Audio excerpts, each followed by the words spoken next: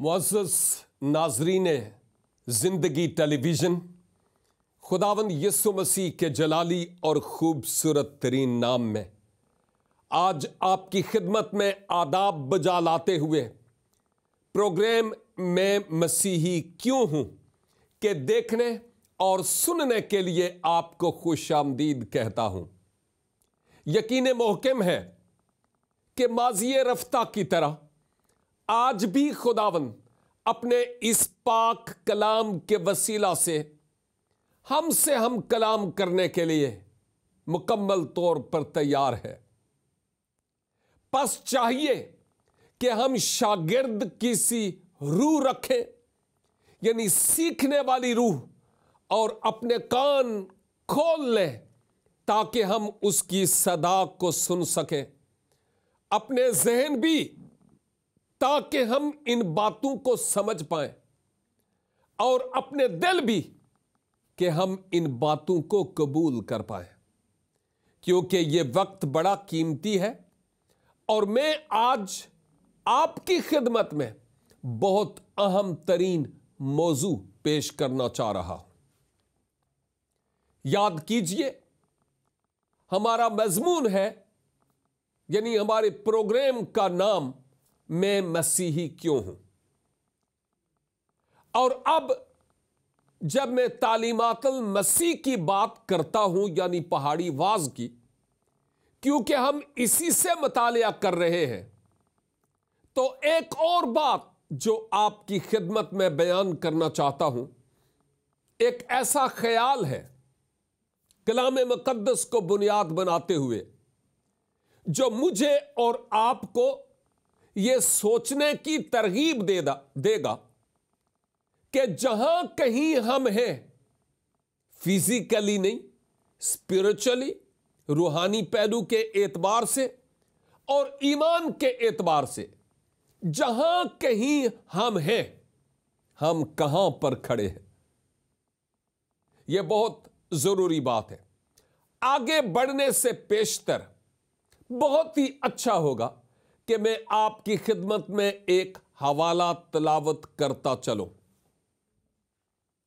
यह हवाला मुकद्दस मती की मार्फत लिखी गई इंजील और उसके 7वें बाब से है, और उसकी 24 और 25 दो आयात, 7 की 24 और 25। उसके बाद में 26 भी और 27 भी तलावत करूंगा। यहां पर दो ऐसे अशखास का जिक्र है जिन दो अशखास के साथ हम अपना आज मुवाजना करेंगे कि हम इनमें से किसकी मानिंद है और कहां पर खड़े हैं। आमीन। लिहाजा तवज्जो से इन आयात को सुने और उसके बाद जो कुछ मैं कहूंगा उसको भी गौर से मलहूज़े खातिर लाइएगा। कलाम मुकद्दस में बड़े खूबसूरत अल्फाज में यूं लिखा हुआ है, बस जो कोई मेरी ये बातें सुनता और उन पर अमल करता है, वो उस अक्लमंद आदमी की मानिंद ठहरेगा जिसने चट्टान पर अपना घर बनाया, और मींह बरसा और पानी चढ़ा और आंधियां चली और उस घर पर टकरें लगी, लेकिन वो ना गिरा क्योंकि उसकी बुनियाद चट्टान पर डाली गई थी। आमीन। और एक और हवाला इसके बाद वाला, जहां पर मसीहा फरमाते हैं, और जो कोई मेरी ये बातें सुनता है और उन पर अमल नहीं करता, वो उस बेवकूफ आदमी की मानिंद ठहरेगा जिसने अपना घर रेत पर बनाया, और मींह बरसा और पानी चढ़ा और आंधियां चली और उस घर को सदमा पहुंचा, यानी नुकसान, और वो गिर गया और बिल्कुल बर्बाद हो गया। नाज़रीन कराम, इस विर्द या मतन में दो अशखास यानी दो बिल्डर्स यानी दो मैमार या दो मालिकान की बात समझ लें की गई है। एक को दाना के तौर पर पेश किया गया और दूसरे को अहमक यानी बेवकूफ के तौर पर पेश किया गया। जिस शख्स को दाना पेश किया गया उसकी बाबत मसीहा फरमाते हैं कि यह ऐसा शख्स है जो मेरी बातें सुनता है और उन बातों पर अमल करता है। यह दाना शख्स उस मेमार की मानिंद है जिसने अपना घर चट्टान पर, सॉलिड रॉक पर बनाया, पथरीली जमीन पर, चट्टान पर। और जब आंधियां और तूफान आए तो उसके इस घर को टकरें लगी, लेकिन उस घर का कुछ बिगाड़ नहीं पाई। दूसरी तरफ आपने एक और शख्स की बाबत बताया और वो है जो नादान है। उसके लिए अहमक या बेवकूफ के अल्फाज भी इस्तेमाल हो सकते हैं। यह ऐसा शख्स है जो कलाम खुदा की बातों को सुनता तो है, लेकिन इनको अपनी अमली जिंदगी में अपनाता नहीं है। यह वो नादान शख्स है जिसने अपना घर चट्टान पर नहीं बल्कि रेत पर बनाया। और जब आंधियां और तूफान और बारिश हुई तो फिर यह घर हिल गया और खत्म हो गया। घर दोनों ही एक की तरह के थे। प्रॉब्लम जो थी वो इन घरों की बुनियाद में थी। समझ रहे हैं आप? घर तो दोनों ही एक ही तरह के थे। प्रॉब्लम जो थी वो इन घरों की बुनियाद में थी। आप गौर से सुनिएगा कि मैं क्या कह रहा हूं। आप भी जो मसीही नहीं है अपने आप को मोमन और ईमानदार समझते हैं और फख्र करते हैं। आप जो अपने आप को मसीही समझते हैं, आप भी अपने आप को ईमानदार और मोमन समझते हैं और फख्र करते हैं। और शायद आप ना मुसलमान हूं ना मसीही हूं, कोई और आपका दीन हो, और आप भी अपने आप पर फख्र करते हूं कि जहां कहीं मैं हूं वहां पर ठीक हूं।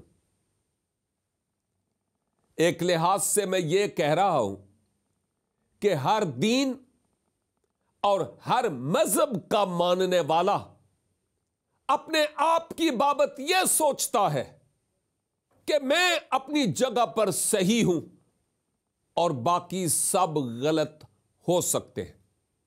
ओके?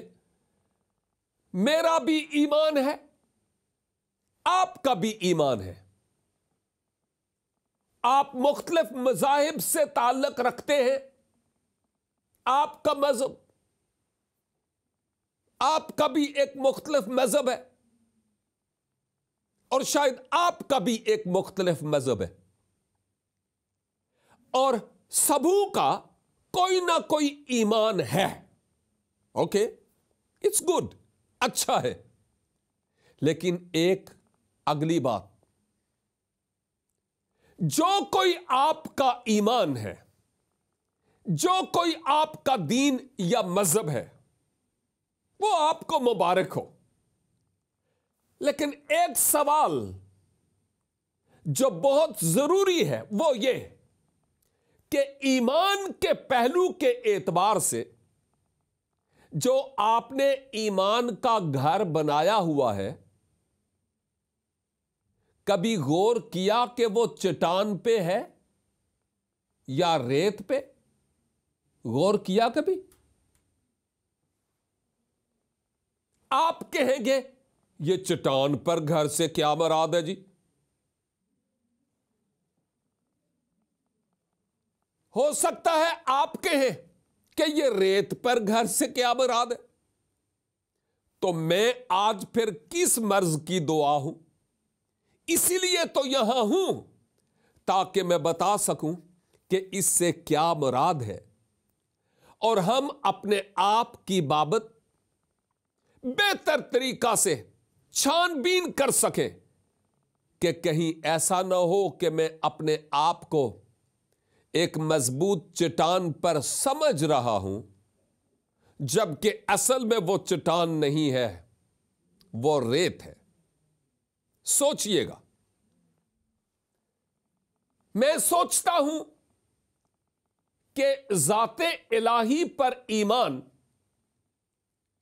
जो भी है और जिसका भी है, उसके मुताबिक इस बात का तज्जिया करना जरूरी है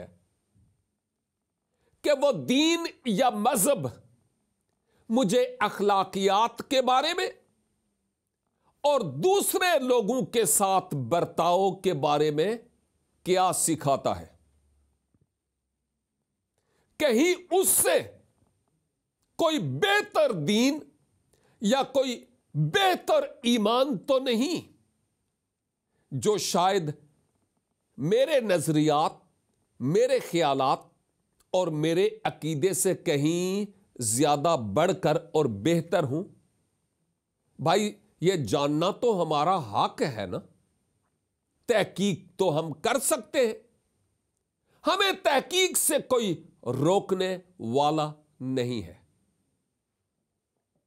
और अहम तरीन बात यह कि जो कोई आपका ईमान है, जो भी, वो ईमान आपको क्या गारंटी देता है कि आप इस दुनिया में अपना सफर तमाम करने के बाद उखरवी जिंदगी में, जो हमेशा की जिंदगी है, उस जिंदगी में आप कहां होंगे? आपका मजहब, आपका दीन क्या श्योरिटी और क्या गारंटी देता है? शायद एक दफा माजी में एक प्रोग्राम में हो सकता है कि आपने वो प्रोग्राम ना देखा हो। मैं ये कह चुका हूं कि अगर मैं गुलशन इकबाल से सदर जा रहा हूं, सदर सिटी की बात कर रहा हूं, और मुझे अगर टैक्सी पर बैठना पड़े या रिक्शे पर बैठना पड़े, और शुरू में टैक्सी वाला, रिक्शे वाला यही कहेगा, हां जी आ जाओ जी, मैं ले चलूंगा, इतने पैसे दे देना। जब मैं टैक्सी पर बैठ जाता हूं तो वो ड्राइवर मुझसे पूछता है कि साहब मुझे रास्ता बताइएगा कि किधर किधर से जाना है। अरे भाई, मैं नया आदमी हूं, मुझे क्या पता कि सदर कहां है, तूने कहा मैं ले जाऊंगा, इसलिए मैं बैठ गया हूं। अब ड्राइवर को पता ही नहीं कि वो सवारी को लेकर कहां जा रहा है, तो अंधा अंधे को क्या रास्ता दिखाएगा? दोनों गड़े में। हां, सोचिए जरा इस बात पर। अगर आपका ईमान, आपका दीन, आपका मजहब आपको यह गारंटी और श्योरिटी देता है कि इस दुनिया में एक दफा हमारी आंखों ने बंद तो होना ही है, उसके बाद आप कुर्बे इलाही में जाएंगे, फिरदौसे बरी में जाएंगे, तो फिर तो बड़ी बात है और अच्छी बात है। लेकिन अगर आपका ईमान आपको यह श्योरिटी और यह गारंटी नहीं देता, तो फिर मुझे यह कहने दीजिए कि आपका जो घर बना हुआ है वो रेत पर बना हुआ है। और जब हालात की या मुस्तकबिल करीब और बैद में मुख्तलिफ तरह की आंधियां और तूफान इस घर के बरखिलाफ चलेंगे, तो वो घर गिर जाएगा। बुनियाद नहीं है। और दूसरी बात यह कि ईमान के एतबार से जिस टैक्सी पर या सवारी पर आप सवार हैं, क्या उस सवारी का ड्राइवर श्योर है कि मैं आपको वहां पर ले जाऊंगा? और अगर तो श्योर है तो जरा मुझे भी वो हवाला भेज दीजिएगा, ताकि मैं भी जरा स्टडी करूं, क्योंकि मैं भी तो तालिबे इल्म हूं ना। कहीं ऐसा ना हो कि आप टैक्सी पर तो बैठे हुए हूं, लेकिन सदर के बजाय वो आपको मलीर ले जाए, टोटली अपोजिट डायरेक्शंस। लाजिम है कि मैं और आप अपनी जिंदगी और अपने मुस्तकबिल के बारे में जानने वाले हों। दूसरा शख्स जिसका मसीहा ने जिक्र किया वो शख्स है जो दाना है, अपना घर चट्टान पर बनाता है। आपको पता है कि जिंदगी टेलीविजन पर यह जो मेरे प्रोग्राम्स की सीरीज चल रही है, इसका नाम है कि मैं मसीही क्यों हूं। और यह बताता चलूं कि कई बरस पेशतर मैं मसीहा से नाबलद, नावाकिफ और ना आशना था।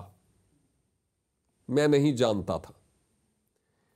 मेरी बुनियाद चट्टान पर नहीं थी, मेरी बुनियाद रेत पर थी।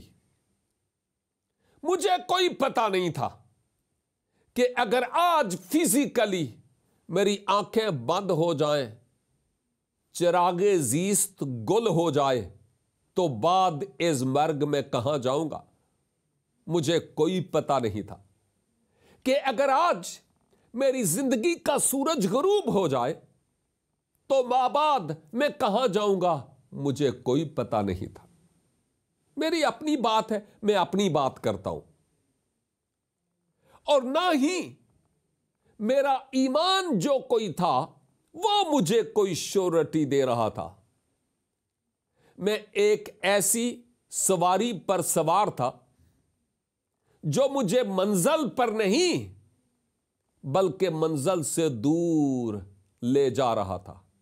और बाज लोग आज भी मज़ाहिब की ऐसी झूला कुर्सी पर बैठे हुए हैं। वो हरकत में तो है,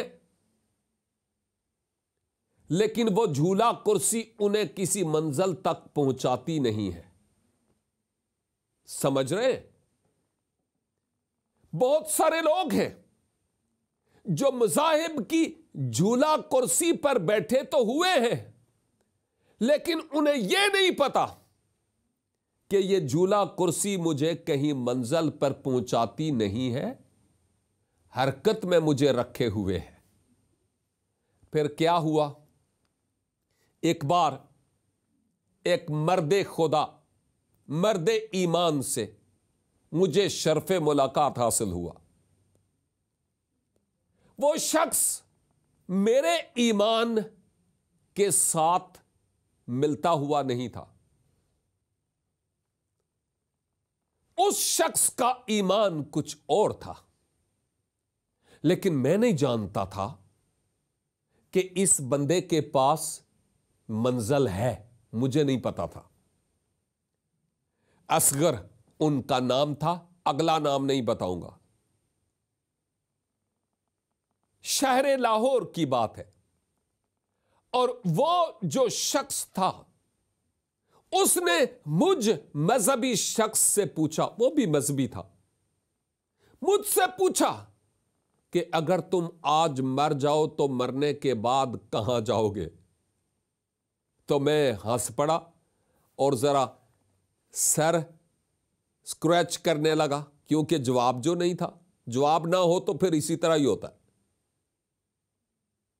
और फिर उस शख्स ने मुझे यह कहा कि आप ऐसा करें, जाएं अपने हम ईमान दोस्तों से या जिन पर आपको फख्र है, इस सवाल का जवाब लेकर आए। ऐसे कई लोगों के पास गया, कुछ ने कहा नहीं नहीं नहीं नहीं नहीं नहीं नहीं नहीं, ऐसे सवाल पर कभी बात नहीं करना, वरना ईमान के दायरे से तुम खारिज हो जाओगे। और कुछ ये कहते थे हमें कोई पता नहीं है, वो गफूरुर रहीम है, उसकी मर्जी होगी तो माफ कर देगा, वरना जहन्नम में। इसका मतलब यह कि कोई श्योरिटी और कोई गारंटी नहीं थी। 10 दिन के बाद वापस आया और मेरे हाथ एम्प्टी, खाली थे। और वो जो मर्दे खुदा था उसने कहा जवाब लाए हो? मैंने कहा जी कोई जवाब नहीं है। उसने कहा बैठो, और उसने किताबे मुकद्दस खोली। आज भी वो हवाला यहां है। एक आयत पर उसने अपनी उंगली रखी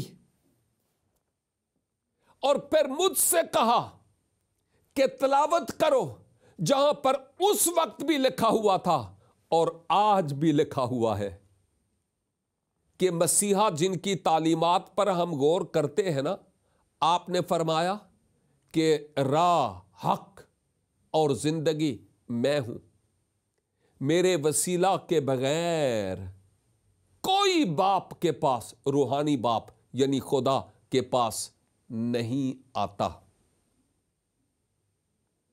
इसका मतलब यह हुआ कि जो कोई उनको वसीला बनाता है वो बाप के पास यानी खुदा के पास, रब्बुल आलमीन के पास आ सकता है, इसके अलावा कोई और नहीं। 8 अक्टूबर 1984 वो दिन है जब मैंने अपनी जिंदगी का रिमोट मसीहा के स्पुर्द कर दिया, और वो जो राह, हक और जिंदगी है उनको मैंने अपने जीवन में आने के लिए दावत दी। अपने गुनाहों का इकरार किया, अपने गुनाहों से तौबा की, और मसीहा ने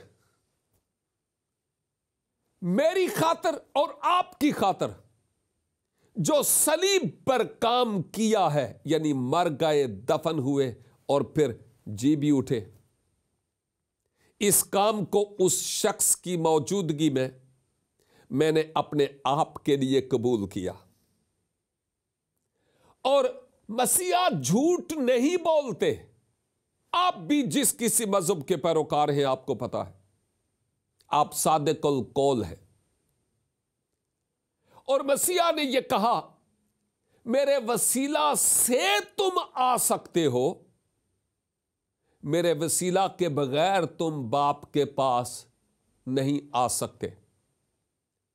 चुनाचे मैंने जब उन पर ईमान लाया, उन्हें वसीला बनाया, तो उसके बाद आज भी अगर कोई शख्स मुझसे यह सवाल करे कि अरे अगर अब तुम मर जाओ तो मरने के बाद तुम कहां जाओगे, तेरी मंजिल कौन सी है, क्योंकि आखिरी नरसिंगा बिगल फूंका जाने वाला है, तू कहां होगा? और अगर कोई आज मुझसे पूछे तो मैं उस वक्त की तरह बेमंजिल मुसाफिर नहीं हूं। मेरे पास एक मंजिल है कि अगर आज फिजिकली मेरी आंखें बंद हो जाएं तो चूंकि मसीहा पर मैं ईमान लाया हूं और उनके वसीला से अगर आज भी मेरी आंखें बंद हो जाती हैं तो मैं दरे फिरदौस में दाखिल होगा, कुर्बे इलाही हासिल करूंगा, उसकी नजदीकी और उसकी हजूरी में होऊंगा। ये मेरे पास एक बहुत बड़ी शहादत है, गवाही है, जो मैं कौमों और उम्मतों को देता हूं। गोया यूं 8 अक्टूबर 1984 को मैंने अपने ईमान के घर की बुनियाद रेत पर नहीं बल्कि चट्टान पर, सॉलिड चट्टान पर कायम की है। इसीलिए मुझे यह यकीन है और मुझे इस बात की गारंटी है कि अगर आज इस दुनिया से चला जाऊं तो मैं कुर्बे इलाही हासिल करूंगा। अब मैं उस सवारी पर सवार हूं, समझ रहे हैं ना, मैंने पहले भी मिसाल दी, जिस सवारी का ड्राइवर जानता है कि मंजिल कहां है, क्योंकि मसीहा आसमान से आए और आसमान पर जाने की राह भी जानते हैं। जो आसमान से आया वो आसमान पर जाने की राह भी जानता है। और अगर कोई आया नहीं वहां से तो वहां पर जाने की राह को कैसे जानेगा? आ रही है समझ? यही तो एक अहम तरीन सबब है, यही तो एक अहम तरीन सबब है कि मैंने अपना जीवन मसीहा की नजर किया, अपना आप उनके सुपुर्द किया और उसके बाद मेरे पास एक अबदी यकीन दहानी हो गई कि अगर आज मेरी जिंदगी का चिराग गुल हो जाए तो मैं दरे फिरदौस से दाखिल होऊंगा। मसीहा का खुद यह फरमान है कि मैं जाता हूं ताकि तुम्हारे लिए जगह तैयार करूं और फिर आऊंगा ताकि तुम्हें अपने साथ ले जाऊं, ताकि जहां मैं हूं वहां तुम भी हो। इस बात को भी मैं आपके सामने रखना चाहता हूं कि आइंदा हमारे मजीद प्रोग्राम आपकी बेहतरी और आपकी रूहानी तरक्की का सबब होंगे। इसलिए तो चूंकि मेरी जिंदगी में काम हुआ है, मैं आपको बताता हूं कि मैं मसीही क्यों हूं और आप मसीही क्यों हो सकते हैं। आपको मंजिल मिल सकती है। मसीहा को अपने शख्सी निजात दहिंदा के तौर पर कबूल कीजिए। नाजरीन, आपकी तवज्जो का बहुत बहुत शुक्रिया। हमारा प्रोग्राम मैं मसीही क्यों हूं आप आइंदा भी देखते रहें और दूसरों को भी देखने की दावत दीजिए, सिर्फ और सिर्फ जिंदगी टेलीविजन पर।